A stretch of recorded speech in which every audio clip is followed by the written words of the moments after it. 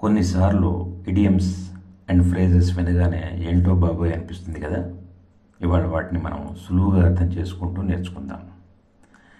Idioms make your English sound interesting, just like adding extra cheese to pizza. Let's learn them with pictures and examples. I strongly believe you that you will like it. Don't forget to subscribe. మొదటగా get ducks in a రో. Get ducks in a రో అంటే అన్నీ సిద్ధం చేసుకోవడం లేదా అన్నీ శ్రద్ధగా సరి చేసుకోవడం అని చెప్పొచ్చు. ఎగ్జామ్స్ వస్తున్నాయి కాబట్టి అన్ని అవసరమైన విషయాలను సరిగ్గా అమర్చుకోవడం, సక్రమంగా ప్లాన్ చేసుకోవడం ఈ ఇడియం యొక్క అర్థం. ఎట్ ద 11th hour అంటే ఏదైనా పని చివరి నిమిషంలో, అంటే చాలా ఆలస్యంగా గడువు దగ్గర పడిన తర్వాత చర్య తీసుకోవడం. చివరి నిమిషంలో రైల్వే టికెట్లు బుక్ చేయడం, చివరి నిమిషంలో అసైన్మెంట్ ఫినిష్ చేయడం లాంటి వాటిని ఈ ఇడియం ఉపయోగిస్తాం. ఇంకొక idiom at the blink of an eye. ఒక్క క్షణంలో లేదా క్షణాల్లో ఒక్కసారిగా అనుకోకుండా జరగడం అని ఈ ఇడియం సూచిస్తుంది. మనం రెప్ప కొట్టేంత సమయంలో జరిగిపోయే సంఘటనకు ఈ ఇడియం ఉపయోగిస్తాం. నట్స్ అండ్ బోల్ట్స్ అంటే బేసిక్ డీటెయిల్స్. ఒక విషయం గురించి సమూలంగా ముఖ్యమైన విషయాలను, వాటిని అనుసరించాల్సిన పద్ధతులను, ప్రాథమిక భాగాలను చెప్పేందుకు ఈ ఇడియం ఉపయోగిస్తాం. Apple of the I. Apple of the I అంటే అత్యంత ప్రియమైన వ్యక్తి అని చెప్పి మనం చెప్పుకోవచ్చు. ఈ ప్రయోగం చాలా ఇష్టమైన, ఎంతో ప్రేమించే వ్యక్తి లేదా వస్తువు అనే భావాన్ని తెలియజేస్తుంది. ఇది ఎక్కువగా తల్లిదండ్రులు తమ పిల్లల్ని ఎంతో ప్రేమగా చూసుకోవడం లేదా ప్రియమైన వ్యక్తిని పొగిడే సందర్భాల్లో ఉపయోగిస్తారు.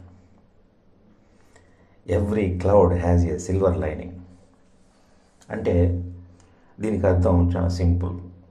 ఇబ్బందులన్నీ కూడా తాత్కాలికమే, వాటి తర్వాత మంచి జరుగుతుంది అని దీని అర్థం. కష్ట సమయంలోనూ ఆశాభావాన్ని కలిగించడానికి ఉపయోగిస్తారు. అంటే ఎంతటి దురవస్థ వచ్చినా కూడా దానివల్ల ఎప్పుడో ఒకప్పుడు ఒక మంచి పరిణామం జరగవచ్చు అని చెప్పి ఈ ఇడియం సూచిస్తుంది. ఏ నైట్ ఔల్. ఈ ఇడియం రాత్రిపూట మేల్కొని ఉండి రాత్రి సమయంలో ఎక్కువగా ఉత్సాహంగా పనిచేసే వ్యక్తిని సూచిస్తుంది. ఉదాహరణకు కొంతమంది విద్యార్థులు రాత్రి వేళల్లోనే చదవడానికి ఇష్టపడతారు, లేదా కొంతమంది రాత్రి సమయంలో మాత్రమే తమ ఉత్తమ పనితీరు కనబరుస్తారు. అలాంటి వారిని నైట్ ఔల్ అంటారు. Rags to riches. ఈ ఇడియం చాలా కష్టాల్లో మొదలుపెట్టి సొంత ప్రయత్నంతో లేదా అదృష్టంతో గొప్ప విజయాన్ని సాధించిన వ్యక్తిని ఈ ఇడియంతో మనము మాట్లాడతాం. ఇది స్వయం కృషి ద్వారా గొప్ప ప్రగతిని సాధించిన వారి కోసం ర్యాగ్స్ టు రిచెస్ అనే ఇడియంని ఉపయోగిస్తాం. తర్వాత అకిలస్ హీల్.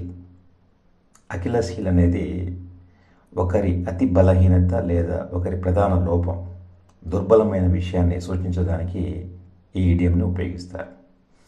అది ఎంత బలమైనదైనా ఆ ఒక్క బలహీనత వల్ల పూర్తిగా క్షీణించే అవకాశం ఉంటుంది. ఈ మాట గ్రీక్ మైథాలజీ నుంచి వచ్చింది.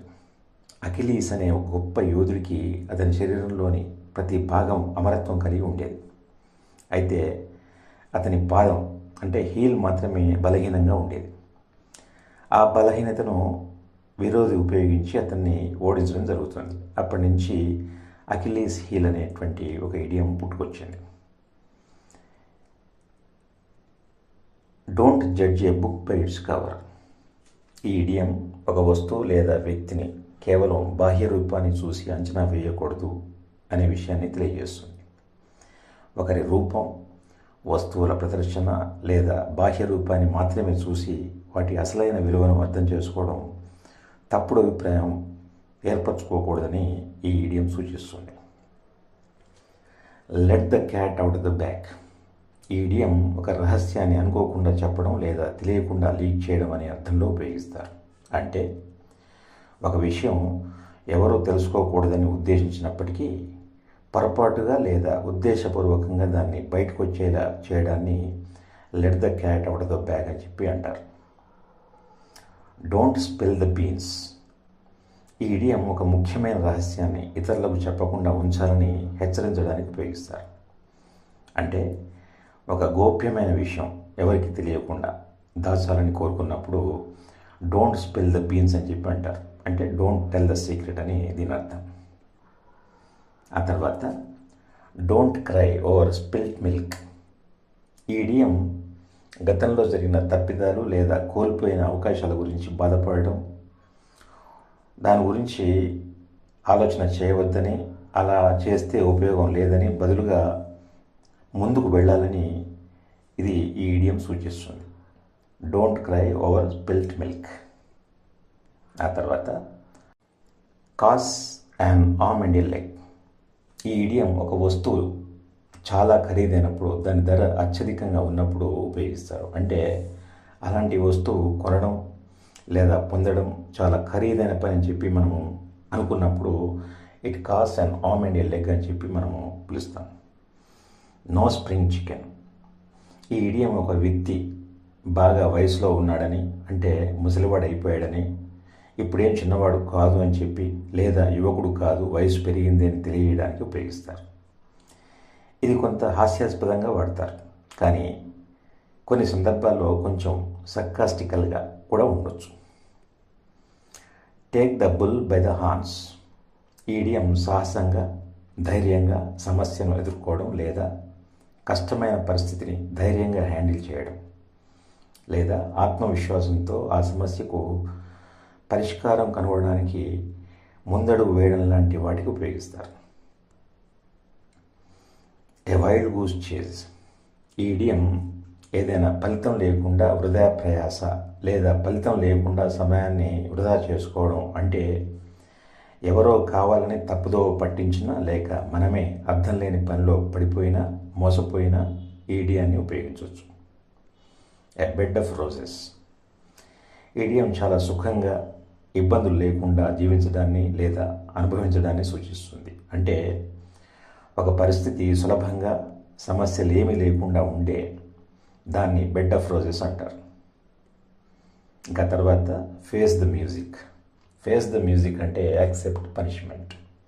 ఈ ఇడియం ఒక వ్యక్తి తను చేసిన పనులకు బాధ్యత వహించాల్సిన అవసరం వచ్చినప్పుడు, లేదా తాను చేసిన తప్పులకు తగిన ఫలితాన్ని ఫేస్ చేయాల్సి వచ్చినప్పుడు ఉపయోగిస్తారు. ఇది సాధారణంగా నెగిటివ్ కాన్సిక్వెన్సెస్, అంటే ప్రతికూల ఫలితం, ధైర్యంగా అంగీకరించాలి అనే సందర్భాల్లో ఉపయోగిస్తారు. బై ఏ విస్కర్ అంటే న్యారోలీ అవాయిడ్ సంథింగ్. ఈ ఇడియం ఒక విషయం చాలా చిన్న తేడాతో జరిగిందని లేదా తప్పించుకున్నామని చెప్పి తెలియజేయడానికి ఉపయోగిస్తారు. ముఖ్యంగా కష్టంతో గెలిచిన విజయాలు, త్రుటిలో తప్పించుకున్న ప్రమాదాలు లేదా చివరి క్షణంలో సంభవించిన మార్పులను సూచించడానికి వాడతారు.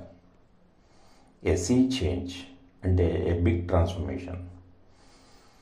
ఈ ఇడియం ఒక విషయం లేదా పరిస్థితి లేదా ఒక వ్యక్తి పూర్తిగా మారిపోతే, అతనిలో వచ్చినటువంటి చాలా గొప్పదైనటువంటి మార్పు ఒకవేళ ఉంటే, ఆ మార్పు చాలా గొప్పదిగా ఉంటే దీన్ని మనం ఉపయోగిస్తాం. దీన్ని పాజిటివ్గా ఉపయోగించవచ్చు, నెగిటివ్గా కూడా ఉపయోగించవచ్చు. ఇన్ ఏ నట్షెల్ అంటే షార్ట్గా అని అర్థం అనమాట. ఎవరన్నా విషయాన్ని చాలా ఎక్కువగా చెప్తుంటే please tell me in a nutshell అంటాం. ఈ ఇడియం ఒక విషయాన్ని చాలా క్లుప్తంగా, అంటే సంక్షిప్తంగా లేదా చిన్న మాటల్లో తేలికగా అర్థమయ్యే విధంగా చెప్పడానికి ఉపయోగిస్తారు. అంటే చాలా లాంగ్గా వివరించాల్సిన విషయాన్ని తక్కువ పదాల్లో చెప్పమని మనం ఎవరన్నా అడిగితే please tell me in a nutshell అని చెప్పి అడగవచ్చు. Get the not.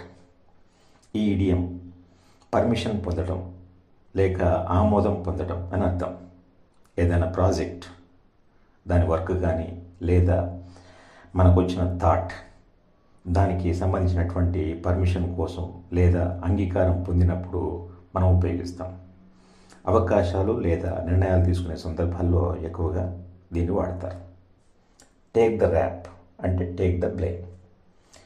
ఈ ఇడియం తన తప్పుకు లేదా కొన్నిసార్లు ఇతరులు చేసిన తప్పుకు, అంటే మనం చేయవచ్చు, ఇతరులు చేయవచ్చు, కానీ ఆ శిక్ష అనుభవించడానికి, అపవాదును భరించడానికి ఈ ఈడియన్ని ఉపయోగిస్తారు.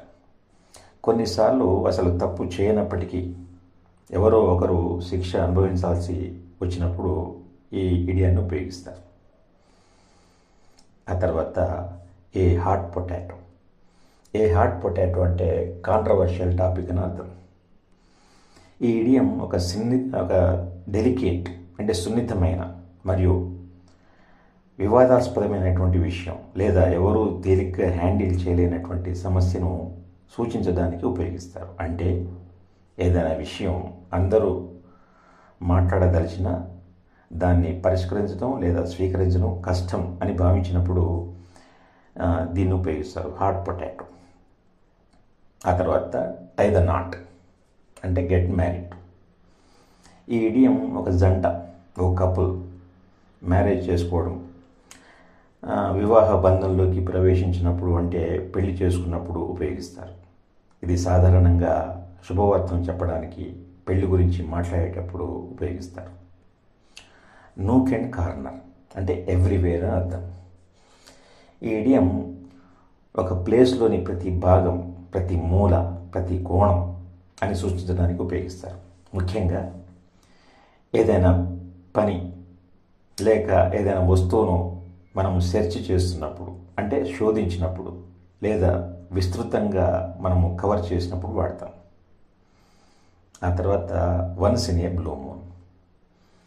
ఈ ఇడియం ఎంతో అరుదుగా జరిగే సంఘటన లేదా ఒక వ్యక్తి చాలా చక్కగా చేసే కానీ తక్కువసార్లు మాత్రమే జరిగే పనిని సూచించడానికి ఉపయోగిస్తారు. అంటే అది రోజు జరిగే విషయం కాదు, నెలకొకసారో సంవత్సరంలో ఒకసారో అలాంటి సార్లు మాత్రమే జరిగే విషయాన్ని once in a blue moon అని చెప్పి అంటాం. మీకు ఏ ఇడియం బాగా నచ్చింది? Tell me in the comments. దీన్ని లైక్ చేయండి, షేర్ చేయండి, సబ్స్క్రైబ్ చేయండి. Thank you.